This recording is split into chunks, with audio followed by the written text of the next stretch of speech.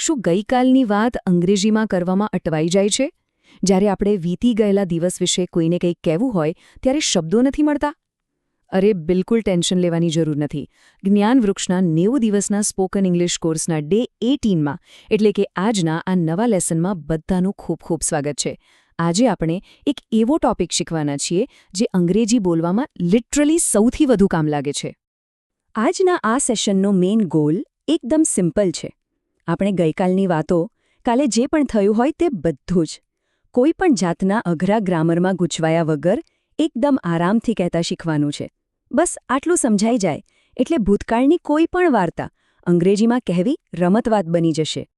આજના લેસનનો એજન્ડા ફટાફટ જોઈ લઈએ. પહેલાં આપણે સિમ્પલ પાસ્ટ રૂલ શીખીશું, પછી પ્રેઝન્ટ અને પાસ્ટ વચ્ચેનો તફાવત જોઈશું, ત્યારબાદ સમય દર્શાવતા શબ્દો અને કનેક્ટર્સની વાત કરીશું.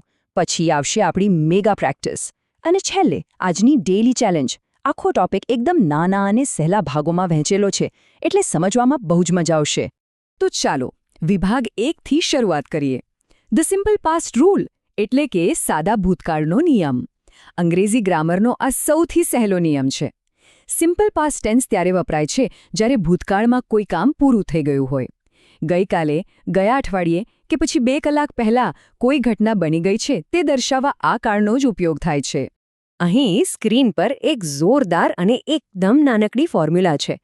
સબ્જેક્ટ એટલે કે કર્તા અને એના પછી સીધું જ મૂકવાનું છે V2. હા, ખાલી V2. V2 એટલે ક્રિયાપદનું ભૂતકાળનું બીજું રૂપ, જેમ કે ગોનું થઈ જાય વેન્ટ. બસ આટલો જ નિયમ છે. અને અચ્છા, એક બહુ મોટા સારા સમાચાર આપું. આપણે પ્રેઝન્ટ ટેન્સમાં આપેલી એસ કે ઈએસ લગાવવાની જે માથાકૂટ હતી ને, એ અહીંયા બિલકુલ નથી. કોઈ પણ સબ્જેક્ટ હોય, આઈ, વી, હી, શી કે દે, બધાની સાથે આંખ બંધ કરીને માત્ર ને માત્ર V2 જ લગાવવાનું છે. એકદમ ટેન્શન ફ્રી. હવે વિભાગ 2 તરફ આગળ વધીએ. Present versus past. સમય બદલાય ત્યારે શબ્દોમાં કેવો ફેરફાર થાય છે એ સમજવું બહુ જ જરૂરી છે. આપણે આ બંને કાળના વાક્યોને સરખાવીશું એટલે આખો કન્સેપ્ટ મગજમાં એકદમ ફિટ થઈ જશે. અહીં સ્પષ્ટ જોઈ શકાય છે કે રોજની ક્રિયા અને પૂરી થયેલી ક્રિયા વચ્ચે શું ફરક છે. પ્રેઝન્ટમાં આપણે કહીએ આઈ ગો ટુ સ્કૂલ એટલે કે હું રોજ સ્કૂલે જાઉં છું. I go to school. પણ જો ગઈકાલની વાત કરવી હોય તો આઈ વેન્ટ ટુ સ્કૂલ યેસ્ટરડે એટલે કે હું ગઈકાલે સ્કૂલે ગયો. આઈ વેન્ટ ટુ સ્કૂલ યેસ્ટરડે. જો અહીં ગોનું સીધું વેન્ટ થઈ ગયું. ચાલો આવું જ બીજું એક સરસ ઉદાહરણ જોઈએ. પ્રેઝન્ટમાં જુઓ હી પ્લેઝ ક્રિકેટ એટલે કે તે ક્રિકેટ રમે છે. હી પ્લેઝ ક્રિકેટ. હવે આને ભૂતકાળમાં ફેરવીએ તો હી પ્લેડ ક્રિકેટ એટલે કે તે ક્રિકેટ રમ્યો. He played cricket. અહીં પ્લેઝનું પ્લેડ થઈ ગયું. આ ફેરફાર કેટલો સરળ છે. માત્ર V1માંથી V2 કરવાનું છે. બરાબર. હવે આવે છે વિભાગ 3. સમય દર્શાવતા શબ્દો અને કનેક્ટર્સ. ખાલી ગ્રામરના નિયમો ગોખી લેવાથી કંઈ વાર્તા ન બની જાય. એના માટે યોગ્ય શબ્દો પણ જોઈએ જે વાક્યને સાચો અર્થ અને ટાઈમલાઈન આપે. અહીં અમુક એવા શબ્દો છે જે ભૂતકાળની વાત કહેવા માટે એકદમ જરૂરી છે. જેમ કે yesterday, last night, last week અથવા 2 days ago. જ્યારે આ શબ્દોને વાક્યના અંતે મૂકવામાં આવે ને ત્યારે આપણું અંગ્રેજી એકદમ નેચરલ અને સાચું લાગે છે. અને વાર્તાને આગળ વધારવા માટે આ રહ્યા કનેક્ટર્સ. ફર્સ્ટ, ધેન અથવા આફ્ટર ધેટ અને ફાઇનલી. પહેલાં શું થયું, પછી શું થયું અને છેલ્લે શું થયું. આ શબ્દો આપણી વાતોને એક સુંદર ક્રમમાં ગોઠવી આપે છે. હવે સૌથી ઇન્ટરેસ્ટિંગ અને સૌથી કામનો વિભાગ 4, mega practice. Listen and repeat. ખાલી સાંભળવાથી અંગ્રેજી નહીં આવડે, બોલવું પણ પડશે. તો બધાએ સાથે મળીને મોટેથી બોલવાની પ્રેક્ટિસ કરવાની છે. ચાલો તૈયાર થઈ જાઓ. ધ્યાનથી સાંભળજો અને મારી સાથે રિપીટ કરજો. આઈ વોચ્ડ અ મૂવી લાસ્ટ નાઇટ. મેં ગઈકાલે રાત્રે ફિલ્મ જોઈ. આઈ વોચ્ડ અ મૂવી લાસ્ટ નાઇટ. ચાલો હવે સાથે મોટેથી બોલીએ. ખૂબ સરસ. બીજું વાક્ય વી એટ પિઝા ઓન સન્ડે. અમે રવિવારે પિઝા ખાધા. વી એટ પિઝા ઓન સન્ડે. ચાલો ફરી બોલીએ. અદ્ભુત.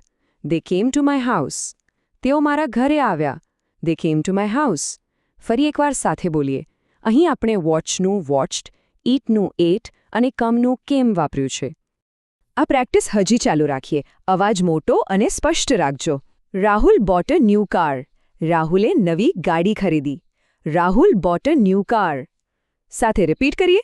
Perfect. She gave me a gift. તેણે મને ગિફ્ટ આપી. She gave me a gift. હવે મોટેથી. એકદમ સાચું. I met my friend yesterday. હું ગઈકાલે મારા મિત્રને મળ્યો. I met my friend yesterday. Repeat કરીએ. જોયું? અહીં આપણે બાયનું બોટ, ગિવનું ગેવ અને મીટનું મેટ પ્રેક્ટિસ કર્યું. આ રીતે V2ના અવાજોની પ્રેક્ટિસ ખૂબ જરૂરી છે. અત્યાર સુધી આપણે જે કનેક્ટર્સ અને V2 શીખ્યા ને એ બધાને ભેગા કરીને આખી દિનચર્યા કેવી રીતે બોલાય એ જોઈએ. First, I woke up at 7 AM. સૌથી પહેલાં હું સવારે 7 વાગે ઉઠ્યો.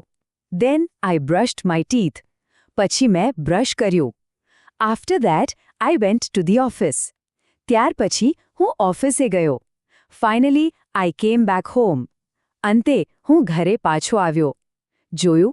આ નાના નાના બ્લોક્સને જોડીને આખી વાર્તા કેટલી સરળતાથી કહી દીધી. તો હવે આવી પહોંચ્યા છીએ આજના છેલ્લા અને 5મા વિભાગ પર. Daily challenge.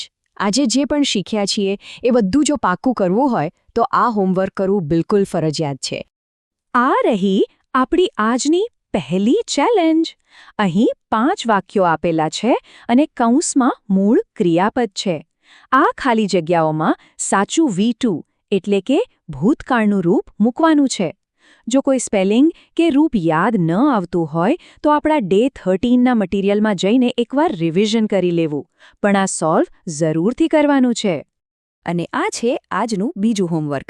અહીં થોડા ગુજરાતી વાક્યો છે જેને આપણે ઇંગ્લિશમાં ટ્રાન્સલેટ કરવાના છે. હિન્ટ માટે બ્રેકેટમાં V2ના રૂપો આપી જ દીધા છે. આ વાક્યોનું અંગ્રેજી કરો અને ફટાફટ નીચે કોમેન્ટ સેક્શનમાં લખી દો. કોમેન્ટ કરશો એટલે પ્રેક્ટિસ પણ થશે અને ખ્યાલ પણ આવશે કે કેટલું શીખ્યા. આજના આ આખા લેસનમાંથી માત્ર એક જ વાત મગજમાં બેસાડવાની છે અને એ છે આજનો આપણો કી ટેકઅવે. સિમ્પલ પાસ્ટ એટલે બીજું કશું જ નહીં પણ માત્ર સબ્જેક્ટ અને V2. I did, I went, I saw. મેં કર્યું, હું ગયો, મેં જોયું. આ સિમ્પલ અને પાવરફુલ ફોર્મ્યુલા હંમેશા યાદ રાખવાની છે. હવે છેલ્લે જતાં એક બહુ મસ્ત task. What is the story of your yesterday? ગઈકાલે સવારથી લઈને રાત સુધી જે કંઈ પણ કર્યું હોય તે બધું જ આજે એકવાર અરીસા સામે ઊભા રહીને માત્ર આઈ અને V2નો ઉપયોગ કરીને અંગ્રેજીમાં બોલવાનો પ્રયાસ અચૂક કરવાનો છે.